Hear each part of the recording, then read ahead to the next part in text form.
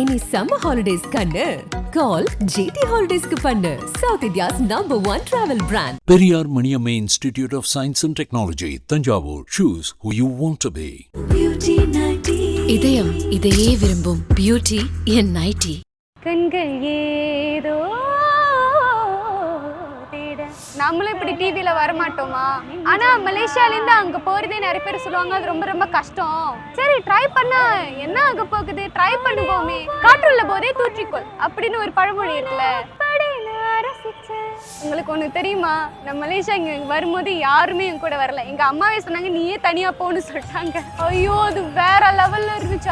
அதான் சொல்றேன், வார்த்தையே வரல, அவ்வளவு நல்லா இருந்துச்சு. இல்ல அம்மா வந்து ரொம்ப ஆனந்த கண்ணீரா ஆயிருவாங்க, அவங்களே சொல்லிடுவாங்க. ஆடியன்ஸ் ரெஸ்பான்ஸ் எல்லாம் எப்படி இருக்கு? ஃபேன்ஸ் எல்லாம் வந்துட்டாங்களா? ஆர்மி நான் ஃபர்ஸ்ட் டைம் ஃபேன் பேஜ்லாம் இருந்துச்சு. நான் யோசிக்கிறேன் என்னடா ஃபேன் பேஜ்லாம் வருது அப்படின்னு. ஏன்னா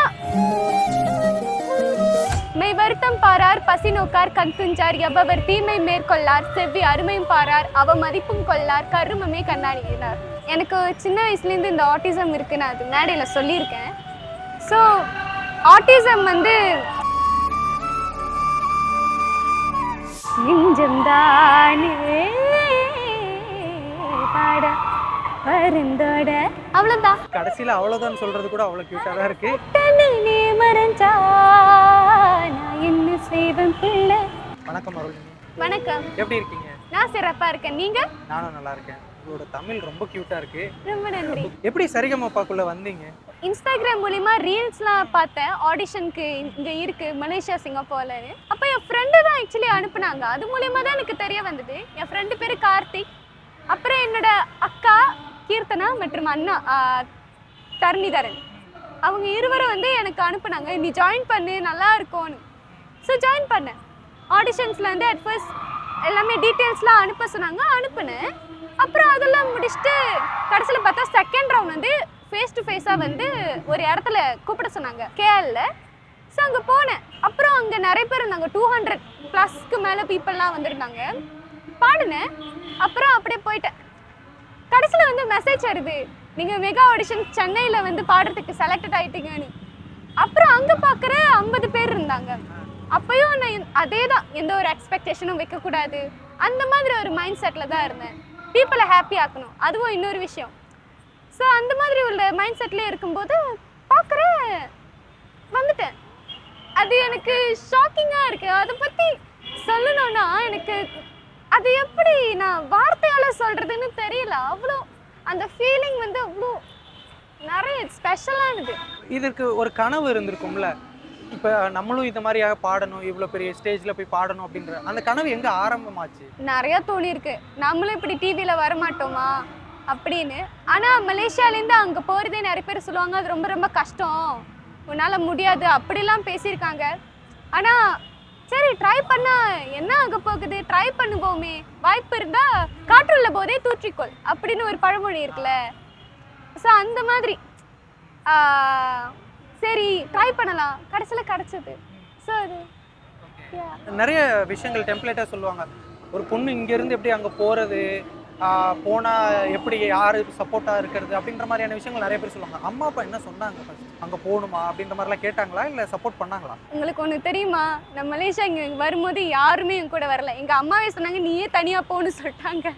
ஏன்?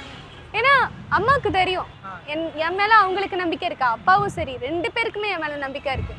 என்னவா இருந்தாலும் அருளினி ஷைன் பண்ணுவா அப்படின்னு போனேன். 9 ஏப்ரல் சென்னையில் காலடி வச்சேன். ஆனால் கூட எங்கள் சின்னம்மா பாட்டிலாம் இருக்காங்க.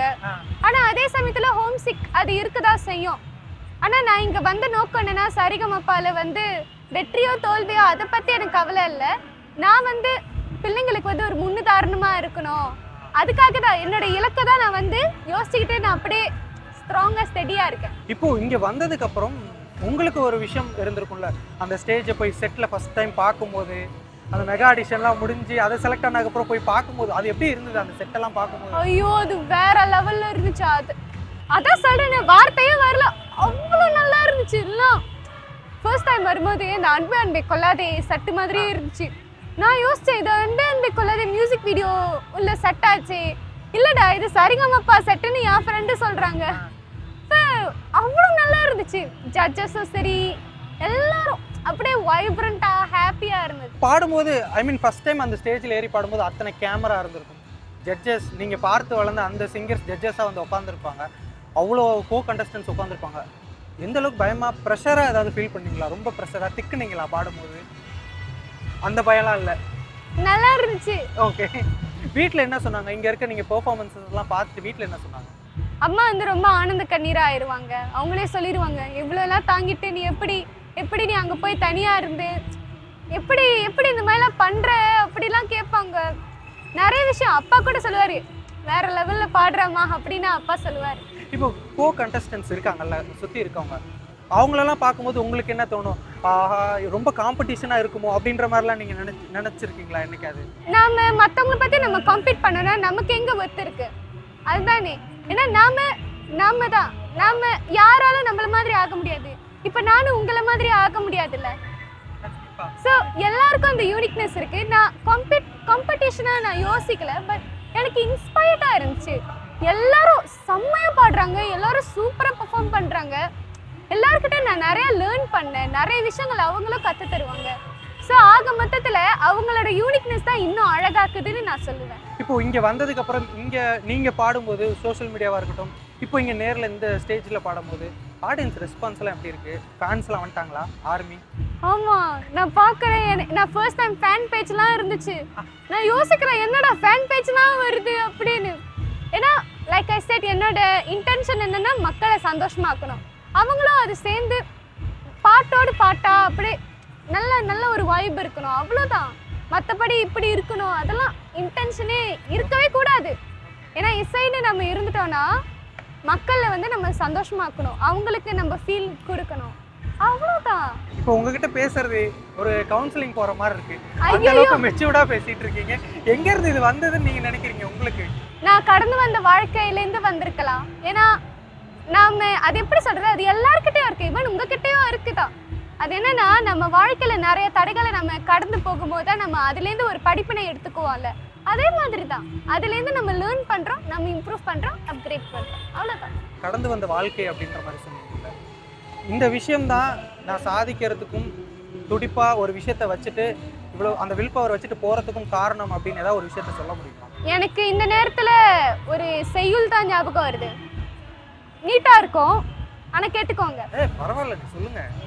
மெய் வருத்தம் பாரார், பசி நோக்கார், கண் துஞ்சார், எவ்வவர் தீமை மேற்கொள்ளார், செவ்வி அருமையும் பாரார், அவ மதிப்பும் கொள்ளார், கருமமே கண்ணாடினார். இது வந்து ஸ்கூலில் படித்த செய்யுள் தான், ஆனால் என் வாழ்க்கையில் அது அவ்வளோ பெரிய ஒரு இம்பேக்ட்.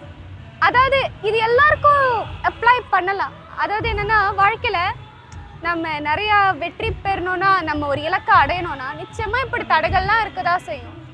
ஆனால் அதெல்லாம் ரிமூவ் பண்ணிட்டு நம்ம பாட்டுக்கு நம்ம வேற லெவலில் கொண்டு போகணும், அவ்வளோதான். உங்களோட ஸ்ட்ராங் ஜோன் ஒன்று இருக்குல்ல, இந்த பாட்டு இந்த ஜோனில் நான் பாடுவேன், இது எனக்கு ரொம்ப பிடிக்கும் அப்படின்னா என்ன? அது எனக்கே தெரியல.